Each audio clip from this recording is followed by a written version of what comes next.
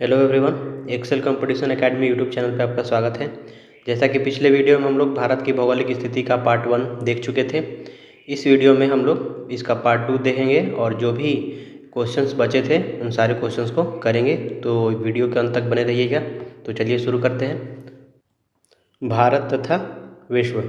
हिंद महासागर पश्चिम में यूरोपीय देश और पूर्वी एशियाई देशों को मिलाता है एवं भारत को केंद्रीय स्थिति प्रदान करता है।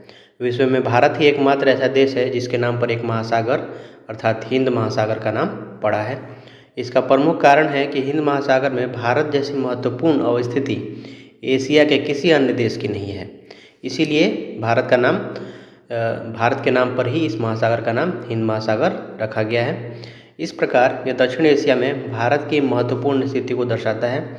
इसकी विशालता ने इसे उप महाद्वीप की संज्ञा दी है। भारत अपनी प्रायद्वीपीय आकृति के कारण हिंद महासागर के शीर्ष पर स्थित है। पश्चिमी तट से यूरोपीय देश, दक्षिण पश्चिम एशिया एवं अफ्रीका तथा पूर्वी तट से एशियाई देशों तथा ऑस्ट्रेलिया के साथ भारत को संबंध स्थापित करने में सुविधा होती है। इसे आप मैप से भी यहाँ पे देख सकते हैं। भारत की स्थलीय अंतर्राष्ट्रीय सीमाएं। भारत की कुल स्थलीय सीमा की लंबाई लगभग 15,106.7 किलोमीटर है। ये याद रखना है, एग्जाम में कभी कभी पूछ देता है। 15,106.7 किलोमीटर और यह 7 देशों से लगती है। पहला देश है बांग्लादेश। बांग्लादेश सीमा की लंबाई कितनी है? 4,096 किलोमीटर। ये देख सकते हैं आप, ये वाला रेड कलर का बांग्लादेश के साथ जो सीमा साझा कर रहा है 4,096 किलोमीटर, सबसे लंबा यही है। उसके बाद है चीन। इसकी लंबाई कितनी लगती है भारत के साथ? 3,488 किलोमीटर, दूसरा सबसे लंबा 3,488 किलोमीटर। उसके बाद है पाकिस्तान।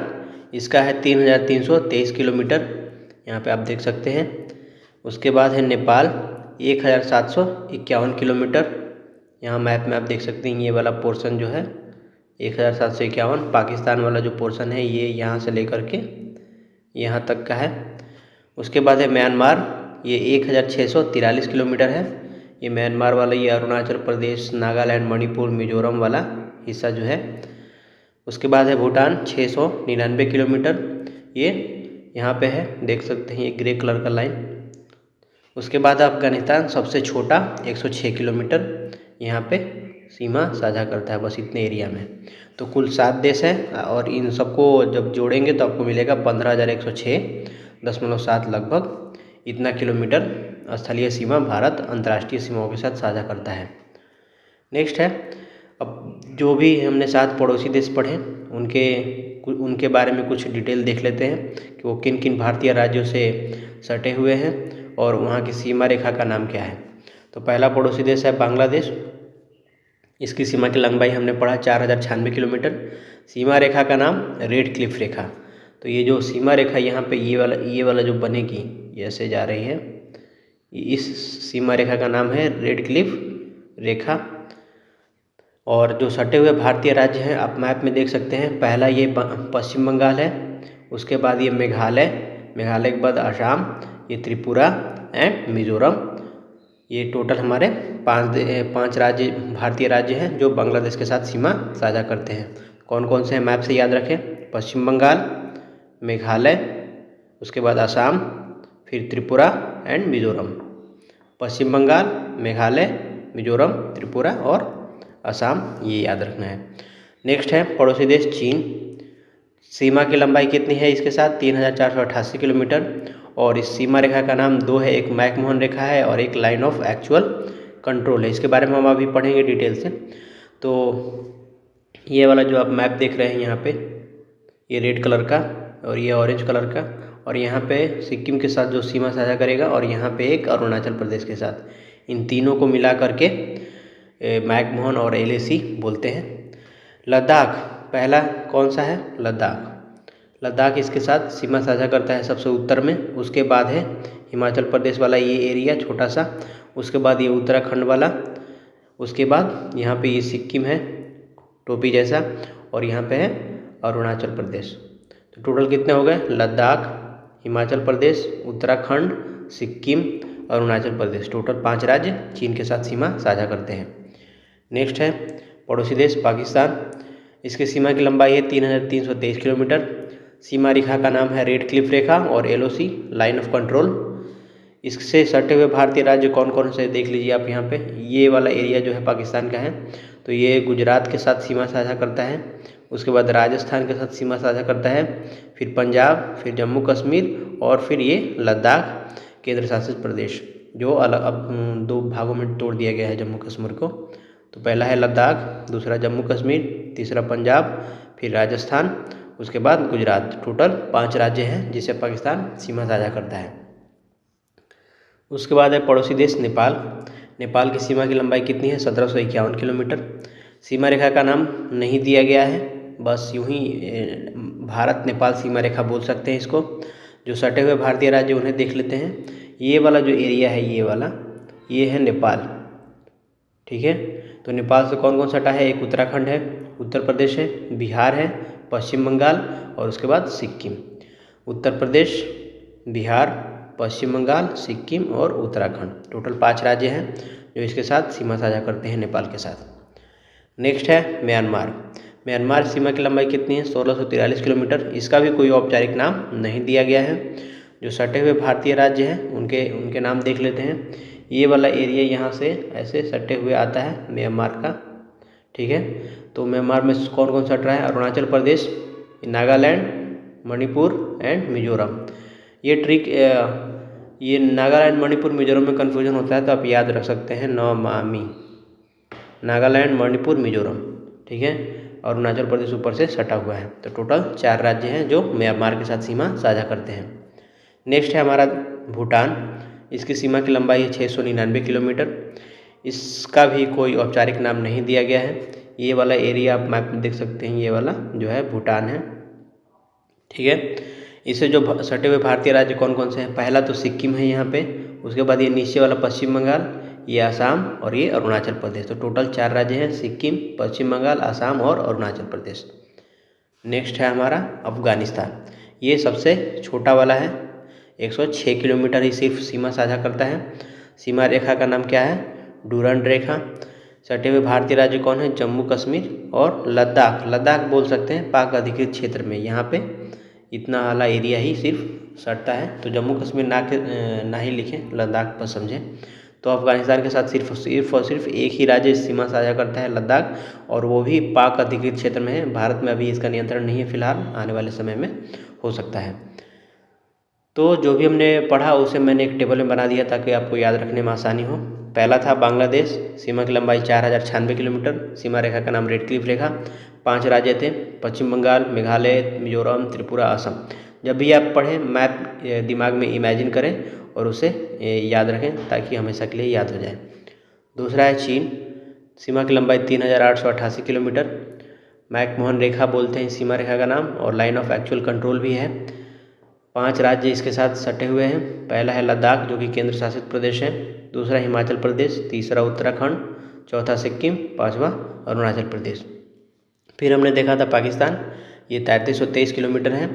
रेड क्लिफ रेखा और लाइन ऑफ कंट्रोल सीमा रेखा का नाम है। इससे भी 5 राज्य गुजरते हैं। पहला है सटे हुए गुजरात, राजस्थान, पंजाब, जम्मू कश्मीर केंद्र शासित प्रदेश है, और लद्दाख केंद्र शासित प्रदेश है। उसके बाद है नेपाल, 1751 किलोमीटर है सीमा की लंबाई। इसका कोई औपचारिक नाम नहीं है। उत्तर प्रदेश, बिहार, पश्चिम बंगाल, सिक्किम और उत्तराखंड, इससे 5 राज्य सटे हुए हैं। उसके बाद है म्यांमार। म्यांमार की सीमा की लंबाई 1643 किलोमीटर, कोई औपचारिक नाम नहीं है। अरुणाचल प्रदेश, नागालैंड, मिजोरम और मणिपुर 4 राज्य इससे सटे हुए हैं। उसके बाद है भूटान, 699 किलोमीटर, कोई औपचारिक राज्य नाम नहीं है इसका भी। पश्चिम बंगाल, सिक्किम, अरुणाचल प्रदेश, असम, बस 4 राज्य हैं। उसके बाद है अफगानिस्तान, इसका नाम है डूरंड रेखा। ये जम्मू कश्मीर, लद्दाख जो कि पाक अधिकृत क्षेत्र में है, सिर्फ उससे सीमा साझा करता है। अब देखते हैं जो हमने पढ़ा वो अब एग्जाम में कभी कभी ये पूछ देता है कि भारत के कितने राज्य पड़ोसी देशों की सीमाओं के साथ जुड़े हैं। तो टोटल 17 राज्य हैं जिसमें केंद्र शासित प्रदेश भी शामिल हैं, आपको याद रखना है। तो यहाँ देखते हैं पहला, आप मैप से इसे याद रखने के लिए क्या करेंगे, नीचे से देखते हैं गुजरात। यहाँ पे सबसे पहले पाकिस्तान के साथ सीमा साझा करेगा गुजरात, फिर राजस्थान, फिर यहाँ पे आएगा पंजाब, जम्मू कश्मीर, लद्दाख, हिमाचल प्रदेश, उत्तराखंड, उत्तर प्रदेश, बिहार, सिक्किम, पश्चिम बंगाल, असम, अरुणाचल प्रदेश, नागालैंड, मणिपुर, मिजोरम, त्रिपुरा। टोटल कितने हो गए? 1 2 3 4 5 6 7 8 9 10 11 12 13 14 15 16 17। टोटल 17 राज्य इसके साथ सीमा साझा कर रहे हैं। ये याद रखना है कि जम्मू कश्मीर को अब 2 भाग में तोड़ दिया गया है, जम्मू कश्मीर और लद्दाख में। ठीक है, तो जिसके वजह से 17 ना होने के बजाय 18 हो गया। एक हमने मेघालय राज्य को छोड़ दिया है, यहाँ पे आप देख सकते हैं मेघालय टोटल कितना हो गया? 18। तो 18 में एक जम्मू कश्मीर को लिख सकते हैं। जम्मू कश्मीर एक अलग है, JNK, ये भी यूनियन टेरिटरी यानी केंद्र शासित प्रदेश है, और एक लद्दाख है। तो टोटल कितने हो गए? 18। तो यहाँ पर हम लिखेंगे 18 राज्य पड़ोसी देशों की सीमाओं से जुड़े हुए हैं। नेक्स्ट है भारत के समुद्री जल क्षेत्र, मैरीटाइम्स जोन्स। अंतर्राष्ट्रीय कानून United Nations Convention on law of seas 1982 के अनुसार भारत की जलीय सीमा को 3 मंडल में वर्गीकृत किया गया है। पहला कौन सा है? प्रादेशिक जल सीमा, जिसे इंग्लिश में टेरिटोरियल सी बोलते हैं। दूसरा है संलग्न क्षेत्र, कंटिगुअस जोन। तीसरा है अनन्य आर्थिक क्षेत्र यानी एक्सक्लूसिव इकोनॉमिक जोन, EEG। तो ये 3 है। तो प्रादेशिक जल सीमा के बारे में देखते हैं। यह तटरेखा से 12 नॉटिकल मील तक का क्षेत्र है। भारत को इस क्षेत्र में सभी प्रकार के संसाधनों के दोहन का पूर्ण अधिकार प्राप्त है। तो प्रादेशिक जल सीमा के 2 पॉइंट याद रखने हैं कि ये 12 नॉटिकल मील तक इसका क्षेत्र है और इसमें भारत सभी प्रकार के संसाधन का पूर्ण दोहन कर सकता है। दूसरा है संलग्न क्षेत्र, कंटिगुअस जोन। संलग्न का मतलब सटा हुआ होता है, यानी प्रादेशिक जल के जस्ट बाद वाला एरिया। यह प्रादेशिक जल सीमा से लेकर अर्थात 12 नॉटिकल मील से लेकर के 24 नॉटिकल मील के मध्य स्थित है। ये प्रादेशिक जल सीमा कहाँ से कहाँ तक था? 0 से 12। ये कितना है? 12 से 24 किलोमीटर। इसमें अप्रवासी कानून, सीमा शुल्क, पर्यावरणीय स्वच्छता तथा राजकोषीय अधिकार से संबंधित कानून इस क्षेत्र में लागू होता है। इस क्षेत्र में ये कानून लागू होते हैं, ये याद रखना है। और इसमें सभी प्रकार के दोहन कर सकते हैं प्रादेशिक वाले में। उसके बाद है अनन्य आर्थिक क्षेत्र, एक्सक्लूसिव इकोनॉमिक जोन। यह 24 से 200 नॉटिकल मील के मध्य कुल 176 नॉटिकल मील की चौड़ाई में स्थित है। ये 0 से 12 था, ये 12 से 24 था, और ये 24 से लेकर के 200 नॉटिकल मील के मध्य स्थित है। इस क्षेत्र के अंतर्गत भारत को सागरीय जल शक्ति, सागरीय संसाधनों व जीवों का सर्वेक्षण, विदोहन, संरक्षण, अनुसंधान की शक्ति एवं खनिज संपदा के विदोहन का अधिकार प्राप्त है। तो ये बस याद रखना है। 0 से 12 में प्रादेशिक जल सीमा, संलग्न क्षेत्र, 12 से 24 अनन्य आर्थिक क्षेत्र, 24 से 200 किलोमीटर। पहले वाले में है संसाधन का पूर्ण दोहन का अधिकार प्राप्त है। दूसरे में सीमा शुल्क अप्रवासी कानून लगा सकता है, और तीसरे में खनिज संपदा का विदोहन कर सकता है और जीवों का सर्वेक्षण कर सकता है। आपको ये पॉइंट याद रखना है अगर इच्छा है तो। 1 नॉटिकल मील में कितना होता है? 1.852 किलोमीटर होता है, लगभग 2 किलोमीटर समझ लीजिए मोटा मोटी। तो 0 से 12 मैंने कहा था, यानी कि 0 से लेकर 22 किलोमीटर तक है। दूसरा 24 नॉटिकल माइल मतलब 44.4 किलोमीटर है, और 200 नॉटिकल माइल मतलब 370.4 किलोमीटर।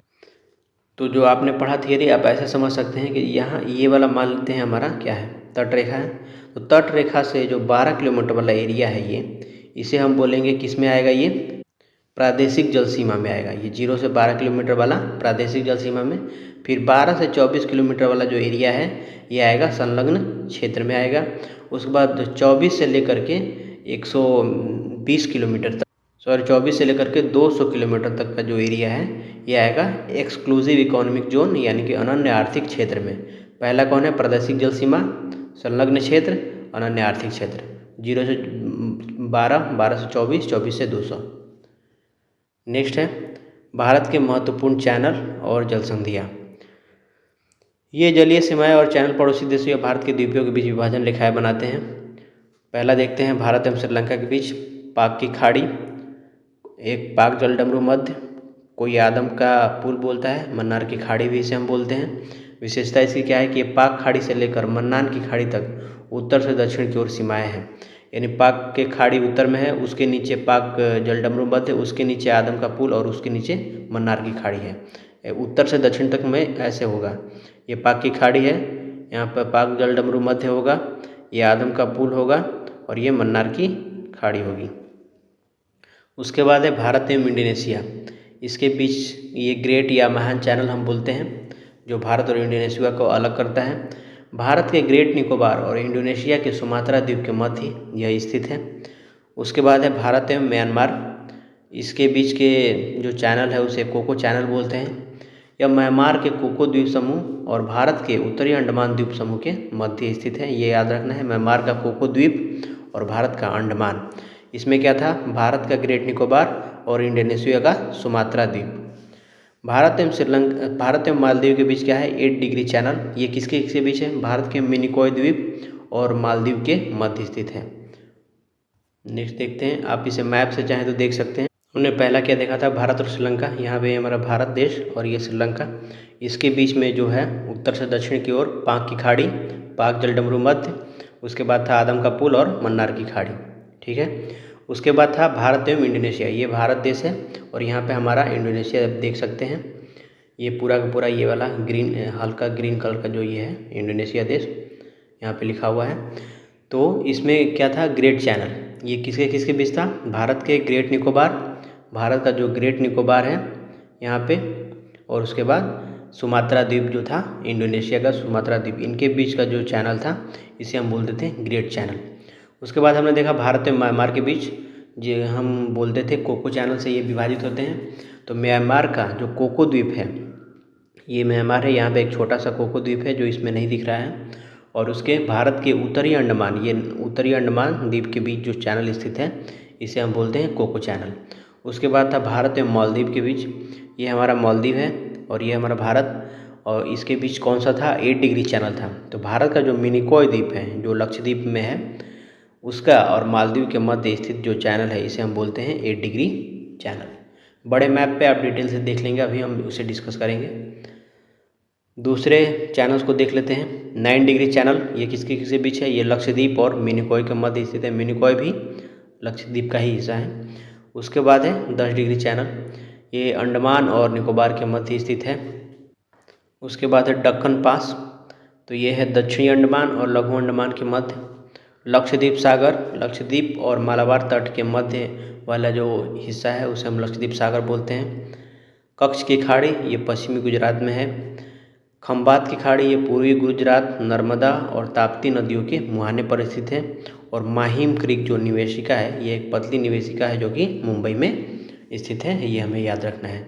तो मैप से बाकी के पॉइंट को देख लेते हैं। जैसे 9 डिग्री चैनल देखना था हमें लक्षद्वीप और मिनिकॉय के बीच, ये हमारा मिनिकॉय है और ये लक्षद्वीप का बाकी का एरिया, इसके बीच में जो चैनल है इसे हम बोलते हैं 9 डिग्री चैनल, 9 डिग्री चैनल। उसके बाद था 10 डिग्री चैनल जो कि अंडमान और निकोबार के मध्य था। ये है अंडमान आइलैंड, ये है निकोबार, तो इसके बीच में ये 10 डिग्री चैनल यहाँ से ऐसे जाएगा। उसके बाद था दक्कन पास जो कि दक्षिणी अंडमान और लघु अंडमान के मध्य था।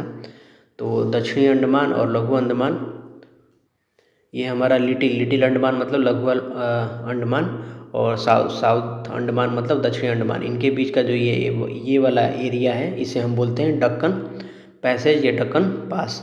उसके बाद देखा था हमने लक्षद्वीप सागर, तो ये लक्षद्वीप है पूरा का पूरा और ये केरला है, इसके बीच का जो ये सागर है इसे हम बोलते हैं लक्षद्वीप सागर। कच्छ की खाड़ी आपको पता ही है, वो गुजरात में स्थित है। खंबात की खाड़ी भी पूर्वी गुजरात, नर्मदा और ताप्ती नदी के जो मुहाना है वहाँ पे है। और माहिम क्रीक मुंबई में स्थित है। नेक्स्ट देखते हैं भारत और पड़ोसी देश के बारे में।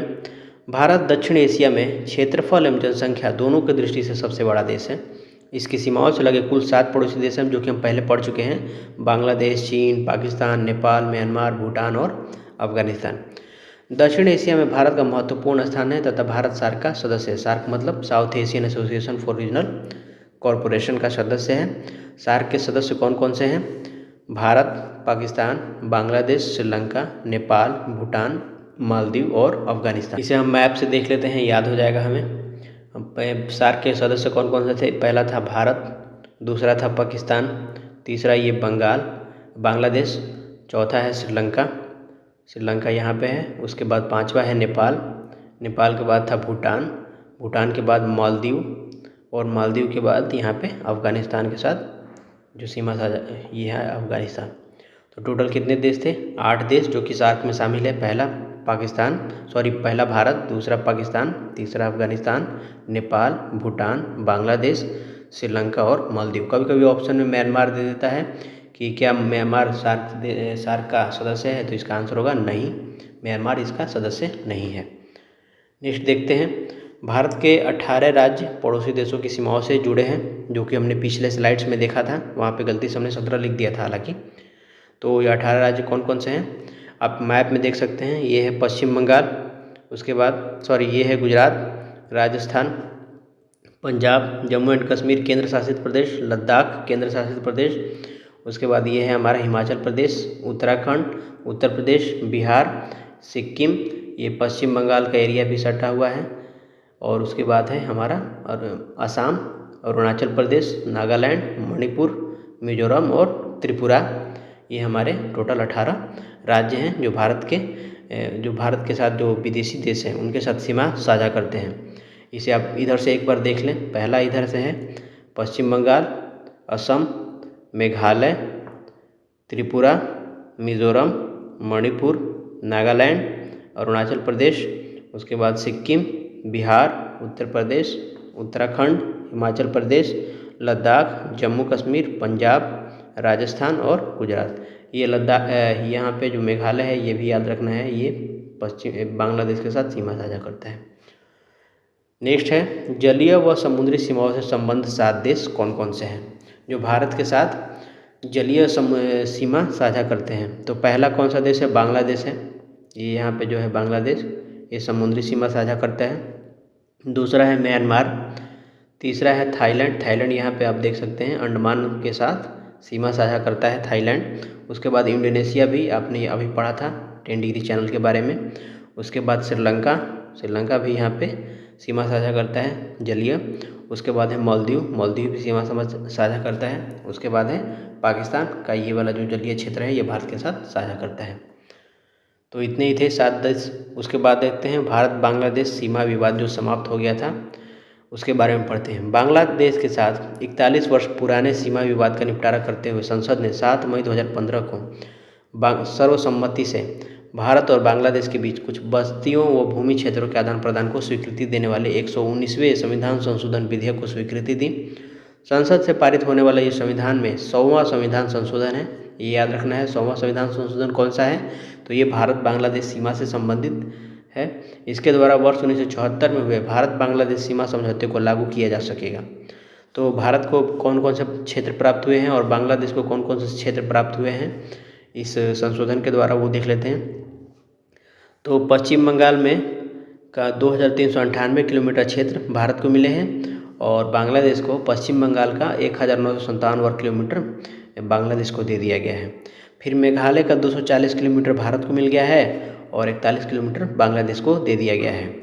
फिर त्रिपुरा का 148 वर्ग किलोमीटर भारत को दे दिया गया है और इसमें त्रिपुरा को कुछ भी नहीं दिया गया है बांग्लादेश को। उसके बाद इसमें आसाम को दे दिया गया है 268 किलोमीटर बांग्लादेश को। तो कुल क्षेत्रफल जो भारत को प्राप्त हुए वो हैं 2777 किलोमीटर और कुल क्षेत्रफल जो बांग्लादेश को प्राप्त हुए वो हैं 2267 किलोमीटर। इस तरह से ये जो भारत बांग्लादेश का सीमा विवाद था वो समाप्त हो गया। कौन से विधेयक संशोधन के द्वारा? 100वें संविधान संशोधन के द्वारा। भारत पाकिस्तान का सीमा निर्धारण के बारे में पढ़ते हैं। भारत और पाकिस्तान के बीच की सीमा पूर्णतः स्थलीय कृत्रिम है जो लद्दाख से आरंभ होकर कश्मीर, पंजाब, पश्चिमी राजस्थान और कच्छ प्रदेश तक विस्तृत है।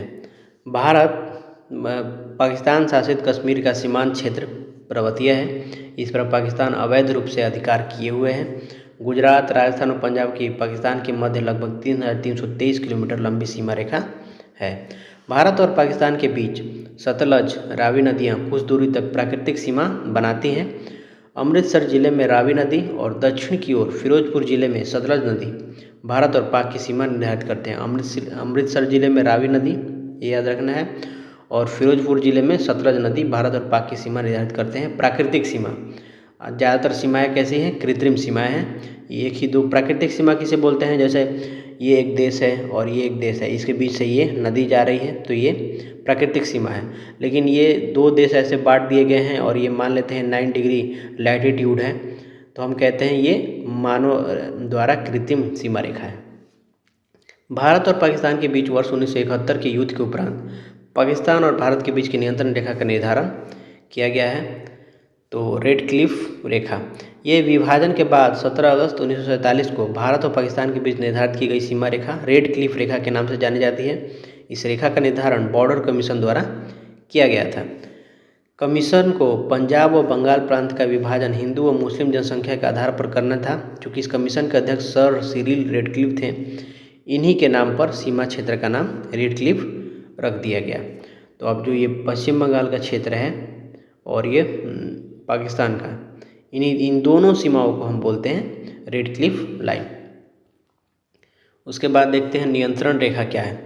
तो लाइन ऑफ कंट्रोल जम्मू व कश्मीर में भारत और पाकिस्तान के आधिपत्य वाले क्षेत्रों के बीच की रेखा है। तो ये भारत का मैप है और ये मैप मैं बता दूं ऑन द स्केल नहीं है, तो इसमें किसी को भी त्रुटि अगर नज़र आए तो इसके लिए पहले से ही मैं सॉरी बोल देता हूँ। ये बस समझाने के लिए है। लाइन ऑफ कंट्रोल जम्मू और कश्मीर में भारत और पाकिस्तान के आधिपत्य वाले क्षेत्रों के बीच की रेखा है।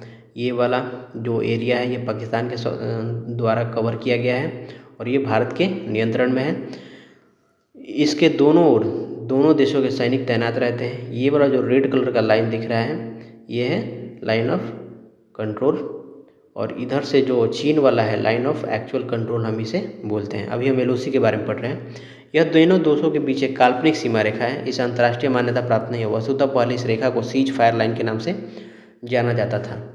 तो ये मैप से याद रखना है कि इतना एरिया ये आप देख सकते हैं अफगानिस्तान के साथ जो सीमा साझा हो रहा है ये पाकिस्तान के जो अधिकृत कर लिया है लद्दाख का क्षेत्र उसके साथ है, न कि भारत के साथ। उसके बाद पाक अधिकृत क्षेत्र, पाक ऑक्युपाइड। वर्ष 1947 में स्वतंत्रता के उपरांत पाकिस्तान ने स्थानीय कबाइलियों की सहायता से कश्मीर पर आक्रमण कर दिया और एक बड़े भूभाग को हस्तगत कर लिया। यही हस्तगत क्षेत्र पाक अधिकृत कश्मीर कहलाता है। यह वर्तमान में भी पाकिस्तान के अधिकार क्षेत्र में है। पाक अधिकृत कश्मीर की राजधानी मुजफ्फराबाद है, ये याद रखना है। पाक अधिकृत कश्मीर की राजधानी मुजफ्फराबाद है। ये भारत का मैप है। ये LOC मैंने दिखा दिया, ये रेड कलर वाला जो था। और ये जो एरिया है एक्चुअल में जो रेड क्लिफ ने लाइन बनाई थी ये थी, ठीक है। फिर इन्होंने आक्रमण कर दिया धोखा दे करके और इतने क्षेत्र पर ये कब्जा जमा लिया। इस क्षेत्र को ही पाक अधिकृत क्षेत्र बोलते हैं। और ये जो लाइन है जो भारत और सीमा के बीच एक्चुअल सीमा रेखा बनती है इसे हम बोलते हैं लाइन ऑफ कंट्रोल। उसके बाद है भारत और म्यांमार के बीच सीमा रेखा। दोनों देशों के बीच हिमालय से निकलने वाली पूर्वी पर्वत श्रेणी जिनमें लुसाई, पटकाई और अराकान योमा सम्मिलित है स्थलीय सीमा बनाती है। यानी कि जो सीमा है ये प्राकृतिक सीमा है। ये आप देख सकते हैं यहाँ पे पटकाई बूम, अराकान योमी की पहाड़ियाँ ये ऐसे बन रही हैं ये, तो ये म्यांमार को अलग करती हैं भारत से। ये भारत को इरावदी नदी की घाटी द्वारा म्यांमार से अलग करती हैं। पूरब की ओर तिब्बत से आने के लिए ब्रह्मपुत्र की घाटी और चीन की ओर से आने के लिए मेकांग, इरावदी और साल्वी नदियों की घाटी में एन, तुंगप, मणिपुर, तुलु और तेलु दर्रे हैं। लेकिन अराकान योमा के वनों से आच्छादित होने तथा घाटियाँ गहरी तथा धरातल ऊबड़ खाबड़ होने से इनका उपयोग व्यापार अथवा प्रयास के लिए कम ही किया जाता है। तो कौन कौन से दर्रे हैं? एन, तुंगप, मणिपुर, तुलु और तेलु दर्रे हैं। किसके किसके लिए हैं? तो पूरब की ओर से जो तिब्बत से आने के लिए ब्रह्मपुत्र की नदी घाटी है ये वाले इधर के एरिया में, और जो नीचे चीन की ओर से आने के लिए मेकांग, इरावदी और साल्वी नदियों की घाटियों में एन, तुंगप, मणिपुर और तुलु और तेलु दर्रे हैं। ये याद रखना है।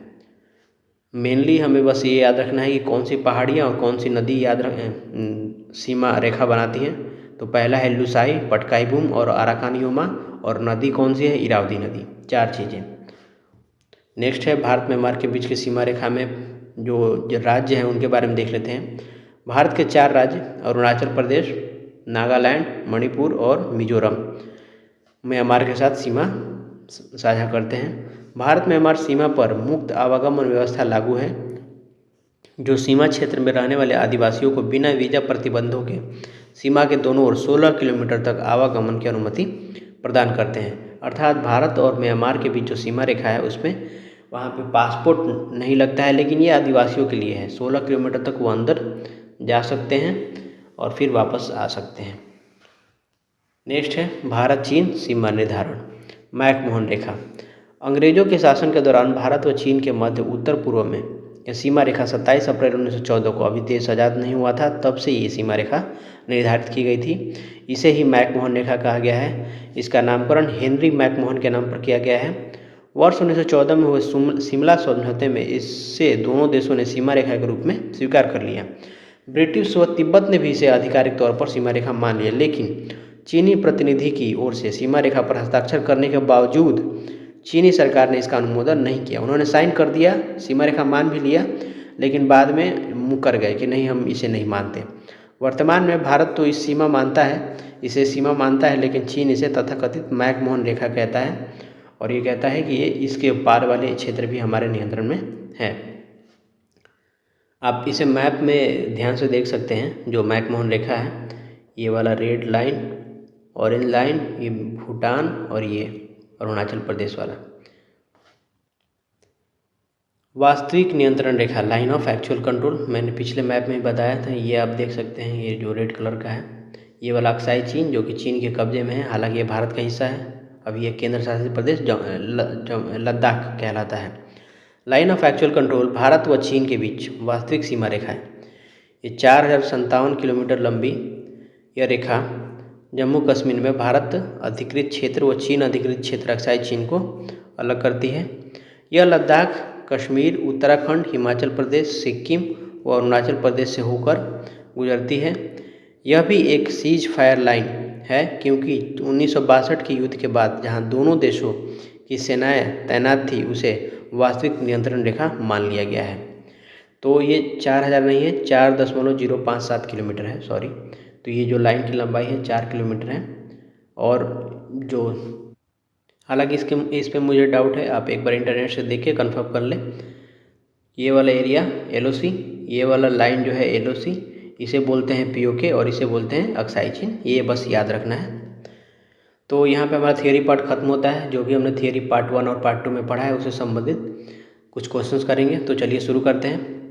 पहला क्वेश्चन है, निम्नलिखित में से कौन सा युग्म उस प्राचीन नामकरण की प्रक्रिया का सही निरूपण करता है जो भारत के संदर्भ में वर्णित है? तो पहला, वैदिक आर्य। वैदिक आर्यों ने सिंधु नदी के नाम पर भारत का नाम इंडिया रखा, ये गलत है। ईरानियों ने सिंधु नदी को हिंदू नदी कहा और इस देश का नाम भारतवर्ष रखा, ये भी गलत है। यूनानियों ने इसे इंडस नदी कहा और इसे देश को हिंदुस्तान कहा, ये भी गलत है। ईरानियों ने सिंधु नदी कहा और इसे इस देश को हिंदुस्तान कहा। ये हमने जो पहला पार्ट पढ़ा था उसमें ये दिया था। ईरानियों ने सिंधु नदी और हिंदुस्तान नाम दिया था। यूनानियों ने इंडस नदी और इंडिया नाम दिया था, ना कि हिंदुस्तान नाम दिया था। हिंदुस्तान ईरानियों ने दिया था, ये याद रखना है। वैदिक आर्यों ने आर्यावर्त दिया था और आर्यावर्त और भारतवर्ष दिया था। नेक्स्ट क्वेश्चन है, भारत के भौगोलिक अवस्थिति एवं विस्तार के संबंध में निम्नलिखित में से कौन सा कथन सही है? पहला ऑप्शन है, दक्षिण भाग में वनाच्छादित पहाड़ियाँ, उत्तरी पश्चिम भाग में रेतीले मरुस्थल का विस्तार है, तो ये बात सही है। उत्तर पश्चिम यानी कि राजस्थान गुजरात वाले एरिया में रेतीले मरुस्थल है और दक्षिण भाग यानी कि केरल तमिलनाडु का जो नीलगिरी के पहाड़ियाँ हैं वो वनाच्छादित हैं, तो ये सही है। तो आंसर यही हो जाएगा। इसके चतुष्कोणीय आकार ने इसे समरूप भौतिक विशेषताएं प्रदान की है, तो ये गलत है, समरूप नहीं है, सबकी भौतिक विशेषताएं अलग अलग है। उत्तर में विशाल नदी द्रोणियाँ और मध्य में ऊंचे हिमालय पर्वत मौजूद है, तो ये गलत है। उत्तर में विशाल नदी नहीं, उत्तर में हिमालय पर्वत है और मध्य में विशाल नदी द्रोणियाँ है। उत्तर पूर्वी और दक्षिणी भाग में विशाल नदी द्रोणियाँ तथा मध्य में रेतीले मरुस्थल का विस्तार, ये भी गलत है। उत्तर पूर्व में रेतीले मरुस्थल है और दक्षिण में विशाल नदी द्रोणियाँ है। नेक्स्ट देखते हैं, भारत के मुख्य भूभाग के अक्षांशीय और देशांतरीय विस्तार के संबंध में निम्नलिखित कथनों पर विचार कीजिए। तो हम इसे पढ़ा था। इसे मुख्य भूमि का दक्षिण से उत्तर तक विस्तार 8 डिग्री 4 मिनट उत्तरी अक्षांश से 37 डिग्री 6 मिनट उत्तरी अक्षांश के मध्य स्थित है, ये सही है। भारत का पश्चिमोत्तर बिंदु गौर मुद्दा जो कि गुजरात में स्थित है 68 डिग्री 7 मिनट पूर्वी देशांतर पर स्थित है, ये भी सही है। संपूर्ण भारत का अक्षांशीय विस्तार 6 डिग्री 45 मिनट उत्तरी अक्षांश से शुरू होता है, ये भी सही है। तो आंसर हमारा क्या हो जाएगा? डी। नेक्स्ट क्वेश्चन है, भारत के सीमा बिंदुओं के संबंध में निम्नलिखित में से कौन सा युग्म असंगत है? तो उत्तरतम बिंदु को क्या बोलते हैं? इंदिरा कॉल बोलते हैं, जो कि जम्मू कश्मीर में है, सही है। अब ये लद्दाख में हो गया है। पश्चिमोत्तर बिंदु को गौरमुद्दा गुजरात में है। पूर्वोत्तर बिंदु किबिथु अरुणाचल प्रदेश में है। और मुख्य भूमि की दक्षिणी सीमा है ये इंदिरा पॉइंट, जो कि तमिलनाडु में, ये गलत है।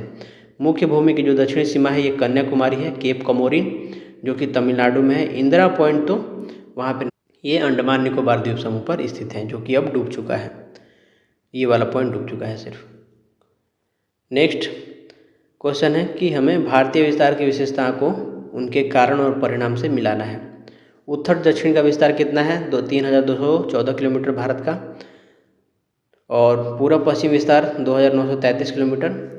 तो दो अक्षांश रेखाओं के बीच की दूरी हमेशा लगभग बराबर रहती है। तो इसी कारण से जो उत्तर दक्षिण विस्तार है 3214 किलोमीटर है। पूर्वी पश्चिम विस्तार लगभग 2933 किलोमीटर है। ये दो देशांतर रेखाओं के बीच की दूरी ध्रुवों की ओर कम होती जाती है, इस कारण से इसका विस्तार कम है। दोनों दिशाओं में लगभग 29 डिग्री का फैलाव समान होने के बावजूद अंतर कितना है? तो ये अंतर 281 किलोमीटर का अंतर है। इसमें से आप इसको घटा देंगे। उत्तर दक्षिण दूरी का अधिक होना किस बात पर निर्भर करता है? तो ये भारत का नक्शा चतुष्कोणीय लगता है। सूची 1 का सूची 2 से मिलान करना है प्रभाव और परिणाम में। कर्क रेखा के नीचे का हिस्सा क्या कहलाता है? तो ये उष्णकटिबंध कहलाता है। कर्क रेखा के ऊपर का हिस्सा क्या कहलाता है? तो ये उपोष्ण या उपोष्ण शीतोष्ण कटिबंध कहलाता है। 23.5 डिग्री उत्तरी अक्षांश रेखा ये भारत को लगभग 2 बराबर भागों में बांटती है। और भारत की समग्र जलवायु उष्ण और उपोष्ण दोनों कटिबंधों का मिश्रण है। नेक्स्ट, भारत के पूर्वी और पश्चिमी बिंदुओं के बीच लगभग 2 घंटे का समयांतर होने का मुख्य कारण क्या है? तो पृथ्वी को 1 डिग्री देशांतर दूरी तय करने में 4 मिनट का समय लगता है। और जो पूरब से लेकर पश्चिम का जो डिग्री में अगर विस्तार पूछे तो आप 29 डिग्री है। तो 29 में जब आप 4 से गुणा कर देंगे तो कितना हो जाएगा? 9 के 36, 4 दूनी 8, 116 मिनट अर्थात यानी कि लगभग 2 घंटे का समयांतर हो जाता है। नेक्स्ट है, प्रादेशिक जल सीमा और संलग्न क्षेत्र के संबंध में निम्नलिखित कथनों में से कौन सा सही है? ये हमने इस थियोरी में पढ़ा था, तो इसे देखते हैं। संलग्न क्षेत्र में भारत को सीमा शुल्क और अप्रवासी कानून से संबंधित कानून लागू करने का अधिकार प्राप्त है, तो ये सही है। उसके बाद है, प्रादेशिक जल सीमा तटरेखा से 12 नॉटिकल मील से लेकर के 24 नॉटिकल मील के मध्य स्थित है, तो ये गलत है। ये 0 से 12 होता है, ना कि 12 से 24। 12 से 24 वाले को संलग्न क्षेत्र बोलते हैं। प्रादेशिक जल सीमा में भारत को सभी प्रकार के संसाधन के दोहन करने का पूर्ण अधिकार प्राप्त है, तो ये भी सही है। तो 1 और 3 हमारा आंसर हो जाएगा। नेक्स्ट है, निम्नलिखित में से कौन सा भारतीय महाद्वीप क्षेत्र और विदेशी भूभाग का युग्म एक दूसरे से ग्रेट या महान चैनल द्वारा सीमा बनाता है? तो इसका आंसर क्या होगा? ग्रेट निकोबार और इंडोनेशिया का सुमात्रा द्वीप, ये ग्रेट चैनल बनाता है। भारत के महत्वपूर्ण चैनलों के युग्म और उनके स्थान के संबंध में कौन सा सुमेल सही नहीं है? तो जो गलत है उसे ढूंढना है। 9 डिग्री चैनल किसके बीच है? लक्षद्वीप और मिनिकॉय के बीच, सही है, ये हमने पढ़ा। 10 डिग्री चैनल अंडमान और निकोबार के बीच। पाक स्ट्रेट भारत और श्रीलंका के मध्य। कोको स्ट्रेट दक्षिणी अंडमान और लघु अंडमान के मध्य, ये गलत है। कोको स्ट्रेट म्यांमार के कोको द्वीप और अंडमान निकोबार के मध्य स्थित है। तो आंसर क्या हो जाएगा? डी हमारा सही आंसर होगा, क्योंकि ये सही सुमेलित नहीं है। निम्नलिखित में से कौन सा भारतीय राज्य नेपाल के साथ सीमा साझा नहीं करता है? तो आपने देखा था, उत्तर प्रदेश करता है, बिहार भी करता है। बिहार, उत्तर प्रदेश, बिहार, उत्तराखंड, सिक्किम, पश्चिम बंगाल भी करता है, लेकिन असम नहीं करता है। नेक्स्ट है, प्रभाव और उनके भौगोलिक क्षेत्रों के बारे में, कि सूर्य की किरणें अपेक्षाकृत लंबवत कहाँ पे पड़ती है? तो ये पड़ती हैं विषुवत रेखा से काफ़ी निकट होने के समय। दिन और रात की अवधि में 5 घंटे का अंतर, ये कब होता है? ये कहाँ पे होता है? ये होता है लेह में, जम्मू कश्मीर में।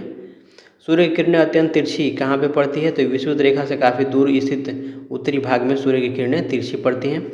सबसे छोटे एवं सबसे बड़े दिन में 45 मिनट का अंतर कहाँ पे होता है? तो ये केरल में होता है। नेक्स्ट है, संलग्न क्षेत्र और समुद्री क्षेत्र और उनका विस्तार और स्थान से मिलान करना है। संलग्न क्षेत्र हम किसे बोलते हैं, मैंने पढ़ा था तट रेखा से 0 से लेकर के 12 नॉटिकल मील से 24 नॉटिकल मील के मध्य को हम संलग्न क्षेत्र बोलते हैं। 0 से लेकर के 12 वाले में हम लोग प्रादेशिक जल सीमा क्षेत्र बोलते हैं और 12 से 24 वाले को संलग्न। अन्य आर्थिक जोन 24 से लेकर के 200 नॉटिकल मील के मध्य होता है।